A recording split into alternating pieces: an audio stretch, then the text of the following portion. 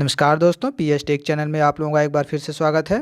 Friends, जैसा कि हम लोग प्रैक्टिस सेट की सीरीज में भूगोल प्रैक्टिस सेट हम लोग हल कर रहे हैं, तो आज की वीडियो में हम लोग भूगोल का प्रैक्टिस सेट नंबर 6 हल करेंगे, जो कि हमने चट्टान यानी रॉक से संबंधित 30 महत्वपूर्ण प्रश्नों को इसमें समाहित किया हुआ है। फ्रेंड्स, यदि आपने अभी तक हमारे चैनल को सब्सक्राइब नहीं किया है तो हमारे चैनल को सब्सक्राइब कर लें और बेल आइकन को प्रेस कर दें, जिससे आने वाली वीडियो के सभी नोटिफिकेशन आपको तुरंत प्राप्त हो सके। फ्रेंड्स, यदि आपको फ्री में नोट्स चाहिए तो आप हमारे टेलीग्राम चैनल से जुड़ सकते हैं। टेलीग्राम चैनल का लिंक आपको वीडियो के डिस्क्रिप्शन में मिल जाएगा, वहां से आप हमारे टेलीग्राम चैनल से जुड़ सकते हैं। फ्रेंड्स, चलिए वीडियो को बिना देरी किए हुए स्टार्ट करते हैं पहले प्रश्न से। तो पहला प्रश्न हमारा है फ्रेंड्स, भूपटल के समस्त डॉट डॉट पदार्थ शैल कहलाते हैं। क्या कहलाते हैं? धात्विक, अधात्विक, तलछट या स्तरहीन। तो फ्रेंड्स, जो भूपटल के हमारे जो समस्त अधात्विक पदार्थ होते हैं वो हमारी शैल कहलाते हैं। तो बी ऑप्शन इसका राइट आंसर हो जाएगा। ठीक है फ्रेंड्स, आइए अगले प्रश्न पे हम लोग चलते हैं। देखिए अगला प्रश्न क्या कह रहा है।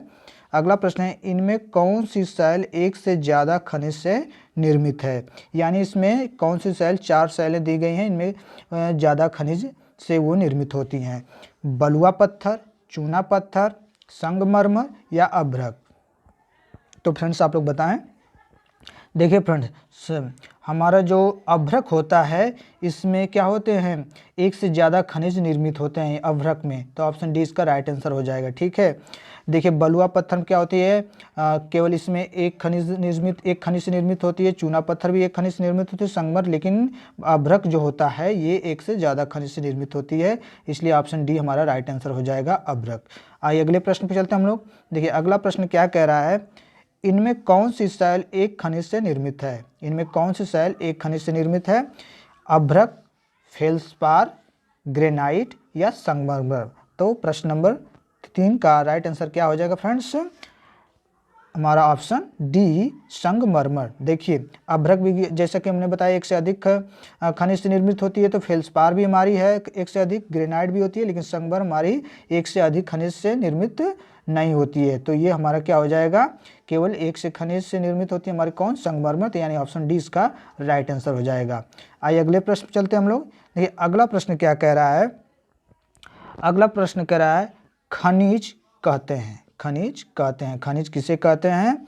शैलों को, रासायनिक तत्वों की यौगिक को, शैलों को तोड़कर निकाले गए पदार्थ को, या उपयुक्त में से कोई नहीं।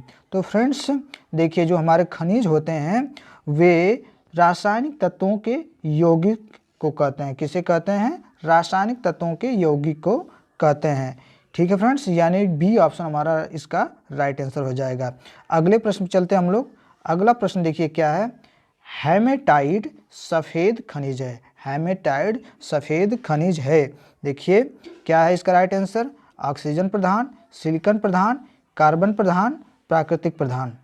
फ्रेंड्स, इसका आंसर बताने से पहले मैं आपको एक थोड़ी सी जानकारी दे देता हूँ कि कौन सी जो खनिज है वो किसके अंतर्गत आती है। तो आप नोट कर सकते हैं, तो अगर नोट करना चाहें तो नोट कर लीजिए। देखिए जो होती है मैग्नेटाइट, हेमेटाइट, ऑक्सीजन क्या होती है, ये ऑक्सीजन प्रधान होती है। हेमेटाइट और मैग्नेटाइट ये ऑक्सीजन प्रधान होती है।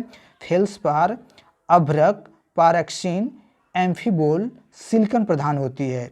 और डोलोमाइट, मैग्नेसाइट, कैल्साइट कार्बन प्रधान होती है। सोना, चांदी, कार्बन, सिलखड़ी, गंधक आदि क्या होते हैं, प्राकृतिक खनिज होते हैं। तो फ्रेंड्स आपको हेमेटाइट जैसे मैंने बताया था ये क्या होती है, ऑक्सीजन प्रधान होती है। यानी कि ऑप्शन ए इसका राइट आंसर हो जाएगा, ऑक्सीजन प्रधान। ठीक है, प्रश्न नंबर 5 का। अगले प्रश्न चलते हैं हम लोग। देखिए अगला प्रश्न क्या है, इसमें कौन सा सिलिकॉन प्रधान खनिज नहीं है। देखिए जैसा कि मैंने बताया था कि सिलिकॉन प्रधान में कौन कौन से आते हैं हमारे, तो सिलिकॉन प्रधान में हमारे आते हैं फेल्सपार आते हैं, अभ्रक आते हैं, पारक्सीन, एम्फीबोल। ठीक है, तो इसमें देखिए जो क्या पूछा है कि कौन सा खनिज सिलिकॉन प्रधान नहीं है, तो हमारा जो कह सकते हैं मैग्नेटाइट। ठीक है, मैग्नेटाइट जो होता है फ्रेंड्स ये हमारा क्या होता है, ऑक्सीजन प्रधान होता है। तो यानी ऑप्शन ए इसका राइट आंसर हो जाएगा। ठीक है फ्रेंड्स, आइए अगले प्रश्न चलते हैं हम लोग। अगला प्रश्न देखिए क्या है, इनमें से कौन सा खनिज ऑक्सीजन प्रधान है, ऑक्सीजन प्रधान खनिज है? डोलोमाइट, मैग्नेसाइट, कैलासाइट या मैग्नेटाइट? तो फ्रेंड्स इसका राइट आंसर क्या हो जाएगा? प्रश्न नंबर 7। तो प्रश्न नंबर 7 का राइट आंसर हो जाएगा हमारा ऑप्शन डी, मैग्नेटाइट। ठीक है, ये क्या है? ऑक्सीजन प्रधान खनिज है। कौन? मैग्नेटाइट। तो आइए अगले प्रश्न चलते हैं हम लोग। अगला प्रश्न देखिए क्या कह रहा है, इसमें कौन सा खनिज कार्बन प्रधान नहीं है? इनमें कौन सा खनिज कार्बन प्रधान नहीं है? डोलोमाइट, मैग्नेसाइट या कैलेसाइट या गंधक? प्रश्न नंबर 8।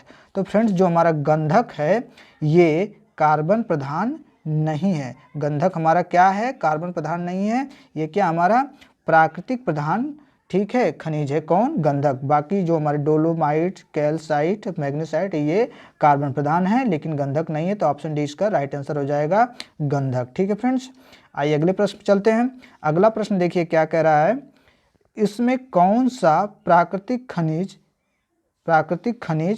नहीं है? देखिए आपके पास 4 खनिज दिए हैं, इसमें आपको ढूंढना है कौन सा प्राकृतिक खनिज नहीं है। सोना, चांदी, तांबा, अभ्रक। तो आप लोग समझ गए होंगे कि इसका राइट आंसर क्या होगा।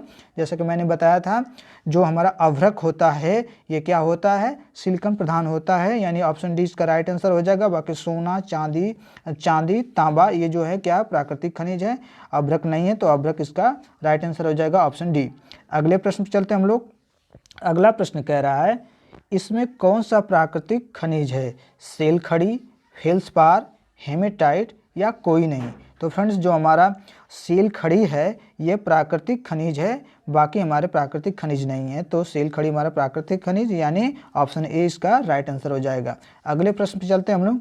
अगला प्रश्न देखिए क्या कह रहा है, एम्फीबिया कौन सा खनिज है? एम्फीबिया कौन सा खनिज है? ऑक्सीजन प्रधान, सिलिकॉन प्रधान, कार्बन प्रधान या प्राकृतिक खनिज? तो फ्रेंड्स जो हमारा एम्फीबिया है ये कौन सा खनिज है? एम्फीबिया।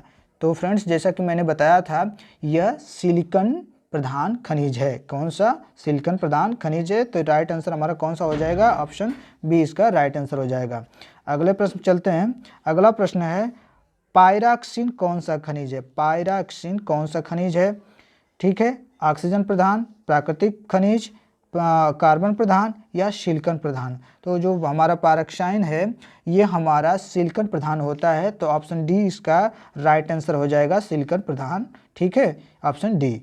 अगले प्रश्न चलते हैं हम लोग। अगला प्रश्न देखिए, अभ्रक कौन सा खनिज है? अभ्रक कौन सा खनिज है? सिलिकॉन प्रधान, ऑक्सीजन प्रधान, कार्बन प्रधान या उपयुक्त में से कोई नहीं? तो फ्रेंड्स जो हमारा अभ्रक है ये हमारा सिलिकॉन प्रधान खनिज होता है। तो ऑप्शन ए इसका राइट आंसर हो जाएगा प्रश्न नंबर 13 का। अगले प्रश्न चलते हैं। अगला प्रश्न देखिए क्या कह रहा है, ग्रेफाइट कौन सा खनिज है? कार्बन प्रधान, ऑक्सीजन प्रधान, सिलिकॉन प्रधान या उपयुक्त में से कोई नहीं? तो फ्रेंड्स जो हमारा ग्रेफाइट होता है ये कौन सा होता है? फ्रेंड्स आप लोग बताएं। प्रश्न नंबर 14। तो 14 का राइट आंसर हो जाएगा कार्बन प्रधान। ठीक है, क्या? कार्बन प्रधान। ग्रेफाइट जो होता है हमारा कार्बन प्रधान खनिज होता है। फ्रेंड्स ये मैंने नहीं बताया था। तो इसका राइट आंसर हमारा क्या हो जाएगा? Option A, carbon Pradhan. Graphite भी हमारा होता है कार्बन प्रधान। ठीक है फ्रेंड्स, आइए अगले प्रश्न चलते हैं हम लोग। अगला प्रश्न देखिए क्या है। अगला प्रश्न है, कैल्साइट कौन सा खनिज है? कैल्साइट। ठीक है, कैल्साइट हमारा क्या है? ऑक्सीजन प्रधान है, कार्बन प्रधान है या सिलिकॉन प्रधान है या प्राकृतिक खनिज है? तो फ्रेंड्स जो हमारा कैल्साइट है ये हमारा कौन सा हो जाएगा? कैल्साइट हमारा हो जाएगा कार्बन प्रधान खनिज। ठीक है, यानी कि बी ऑप्शन इसका राइट आंसर हो जाएगा, कार्बन प्रधान। ठीक है, अगले प्रश्न पे चलते हैं हम लोग। देखिए अगला प्रश्न कह रहा है, सेलों का सही वर्गीकरण बताइए।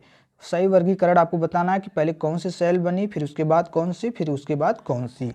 तो ऑप्शन देखते हैं, आग्नेय, अवसादी एवं कायांतरित या कायांतरित आग्नेय एवं अवसादी या अवसादी आग्नेय एवं कायांतरित या अवसादी कायांतरित एवं आग्नेय। तो फ्रेंड्स हमारी सबसे पहले सेल कौन बनी थी? आग्नेय बनी थी, फिर उसके बाद अवसादी, फिर कायांतरित। यानी ऑप्शन हमारा ए जो है इसका राइट आंसर हो जाएगा, आग्नेय, अवसादी एवं कायांतरित। ठीक है, ये सेलों का सही वर्गीकरण है। अगले प्रश्न पर चलते हैं हम लोग।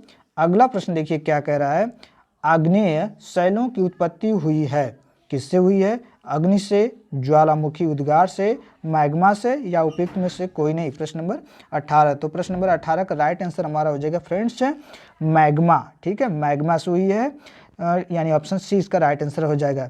जब क्या होता है पृथ्वी के अंदर से जब क्या होता है, जब ज्वालामुखी का उद्गार होता है तो उसमें से जब मैग्मा निकलते हैं फ्रेंड्स, तो मैग्मा जब निकलते हैं तो इधर उधर जाके वो जब जम जाते हैं तो वही हमारे क्या होते हैं? आग्नेय चट्टान बनती हैं। ठीक है, आग्नेय चट्टान बनती हैं, तो ये हमारे क्या हो गए? मैग्मा से। ठीक है फ्रेंड्स, यानी ऑप्शन सी राइट आंसर हो जाएगा। अगले प्रश्न देखिए, चलते हैं हम लोग। अगला प्रश्न कह रहा है आग्नेय शैलों को कहते हैं, आग्नेय शैलों को क्या कहते हैं? कठोर शैल, मौलिक शैल, गौड़ शैल या उपयुक्त में से कोई नहीं। बहुत अच्छा सा प्रश्न है। आग्नेय शैलों को क्या कहते हैं? देखिए फ्रेंड्स, जो आग्नेय शैल होती है सबसे पहले यही शैल हमारी आई थी, बनी थी, इसलिए इसे कहा जाता है मौलिक शैल। क्या कहा जाता है? मौलिक शैल। तो हमारा ऑप्शन बी इसका राइट आंसर हो जाएगा, मौलिक शैल। ठीक है, आग्नेय शैल सबसे पहले बनी थी इसलिए उसे मौलिक शैल भी कहा जाता है। ठीक है, यानी ऑप्शन बी इसका राइट आंसर हो जाएगा। देखिए 20 नंबर का प्रश्न क्या कह रहा है? 20 नंबर का प्रश्न है आग्नेय शैल के वर्गीकरण में आप किसे शामिल नहीं करेंगे? आग्नेय शैल के वर्गीकरण में आप किसे शामिल नहीं करेंगे? रासायनिक संरचना के अनुसार, उत्पत्ति की प्रतिक्रिया के अनुसार, कणों के आधार पर या भौतिक गुणों के आधार पर। तो फ्रेंड, जो आग्नेय शैल जब बनती है तो उसमें देखिए रासायनिक संरचना भी होती है, उत्पत्ति होती है तभी तो बनेगी, कण भी होते हैं उसमें, लेकिन भौतिक गुण के कारण उसकी उत्पत्ति नहीं होती है, तो इसलिए हमारा ऑप्शन डी इसका राइट आंसर हो जाएगा, भौतिक गुणों के आधार पर। ठीक है, अगले प्रश्न पर चलते हैं हम लोग। अगला प्रश्न देखिए क्या कह रहा है? प्रश्न नंबर 21। प्रश्न नंबर 21 कह रहा है इनमें से किस शैल को आप उत्पत्ति की प्रतिक्रिया के अनुसार वर्गीकृत शैल नहीं मानेंगे? यानी इनमें से आप किस शैल को उत्पत्ति की प्रतिक्रिया के अनुसार वर्गीकृत शैल नहीं बताएंगे? पाताली अग्नेय शैल,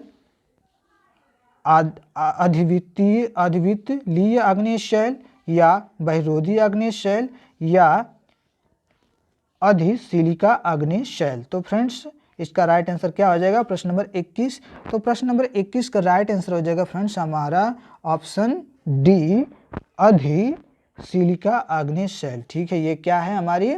ये जो है उत्पत्ति की प्रतिक्रिया के अनुसार वर्गीकृत शैल नहीं से मानेंगे, किससे? अधिशिलिका अग्नेय शैल को। आइए अगले प्रश्न पे चलते हैं हम लोग। देखिए अगला प्रश्न क्या कह रहा है? अगला प्रश्न कह रहा है ग्रेनाइट शैल कौन सी है? ग्रेनाइट शैल कौन सी है? पातालीय, अधिवितलीय या बहिर्वेधी या उपयुक्त में से कोई नहीं। तो फ्रेंड्स, जो हमारी ग्रेनाइट होती है ये पातालीय शैल होती है। ठीक है, कौन सी शैल होती है? पातालीय शैल होती है, यानी ऑप्शन ए इसका राइट आंसर हो जाएगा। अगले प्रश्न पे चलते हैं हम लोग। देखिए अगला प्रश्न क्या कह रहा है? अधिवितलीय आग्नेय का निर्माण होता है, किससे होता है?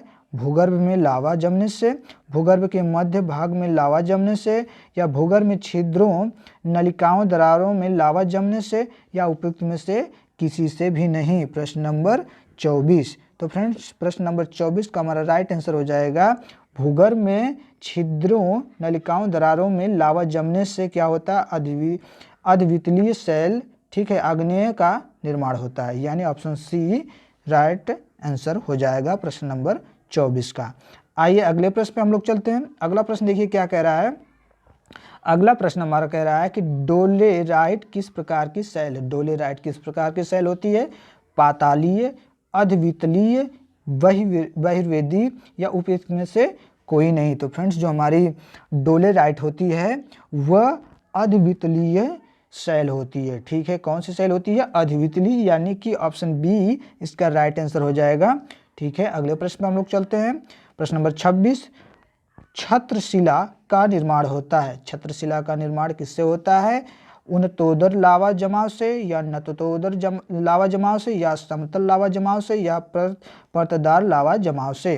प्रश्न नंबर 26। तो प्रश्न नंबर 26 का राइट आंसर हो जाएगा फ्रेंड्स उन्नतोदर लावा जमाव से छत्रशिला का निर्माण होता है, यानी ऑप्शन ए इसका राइट आंसर हो जाएगा। ठीक है, अगले प्रश्न पे चलते हैं हम लोग।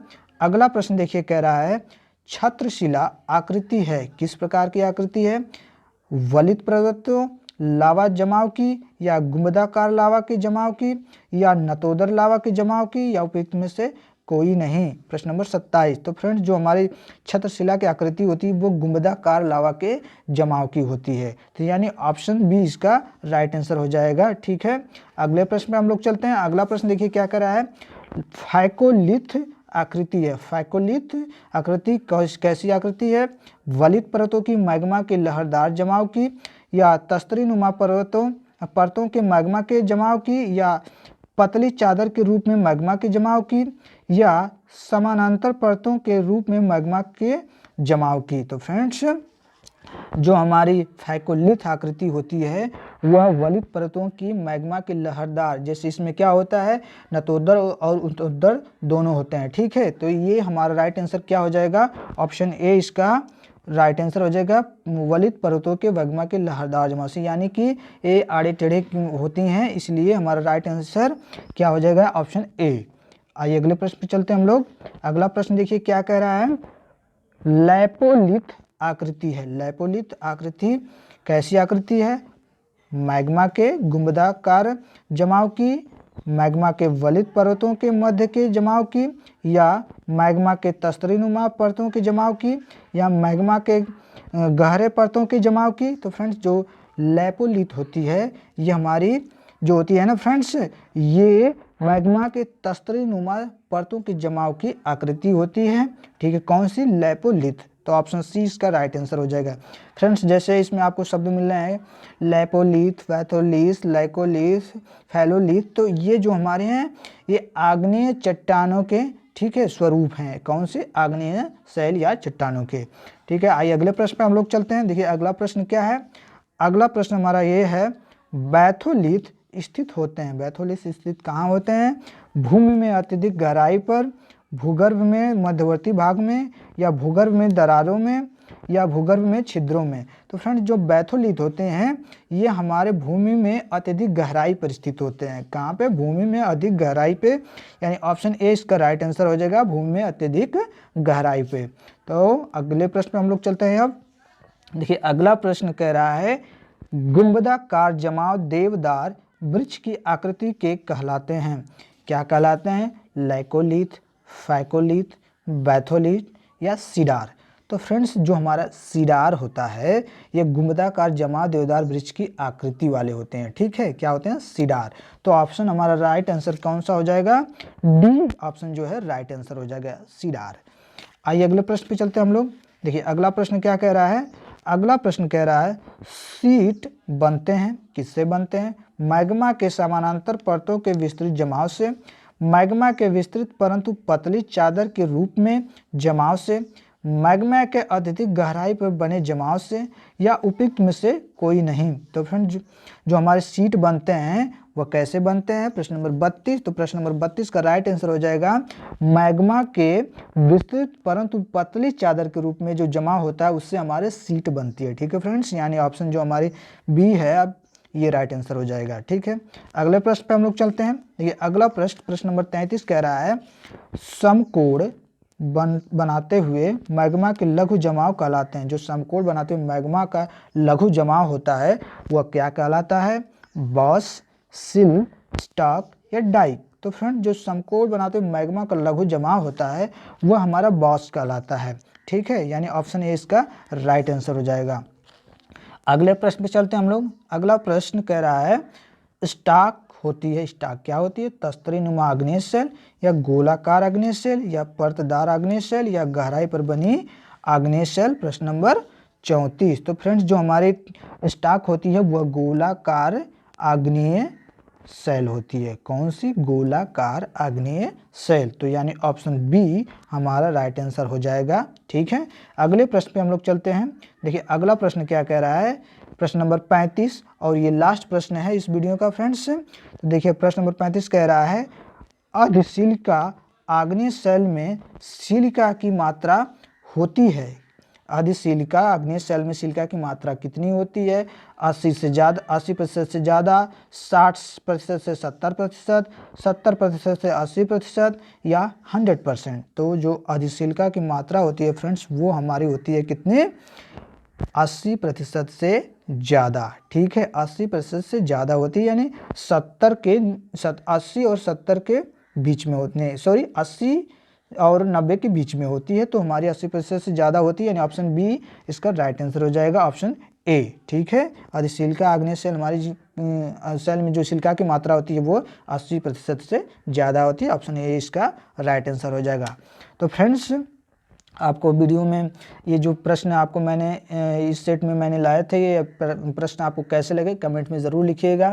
फ्रेंड्स, आपको कितने आ रहे थे, इसमें से आप उन प्रश्नों को किस तरह से हल किए हैं, ये भी आप कमेंट कर में बता सकते हैं फ्रेंड्स। तो फ्रेंड्स, इस वीडियो में बस इतना ही, अगले वीडियो के लिए तब तक वेट करते हैं। थैंक यू, धन्यवाद।